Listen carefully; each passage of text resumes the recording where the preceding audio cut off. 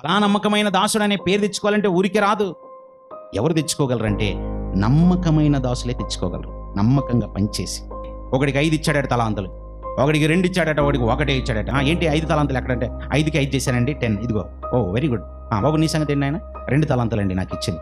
ఏం చేశానైనా? 2కి 2 చేశానండి, డబుల్ చేశానండి. Very good, well done. బలా నమ్మకమైన దాసుడు. బాబు నీ సంగతి ఏంటి ఆయన? మీరు నాకు 1 ఇచ్చారండి. ఒకటితో ఏం చేస్తామండి వ్యాపారం? దాన్ని తీసుకెళ్ళి నేలలో పాతి పెట్టానండి. దరిద్రుడా, ఇదా నేను చేయమన్నది? నీకు ఇచ్చింది గొంతు అందుకా? నీకు ఇచ్చింది కళ్ళు అందుకా?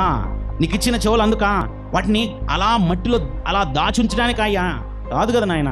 నీకు ఇచ్చినటువంటి ఈ శరీరంతో, నీకు ఇచ్చిన తలాంతులతో, నీకు ఇచ్చిన ఈ జీవితంతో నువ్వు అభివృద్ధి చెందాల్సింది, నా కొరకు పని చేయాల్సింది, నీతి సాధనములుగా ఈ శరీరాన్ని వాడాల్సింది.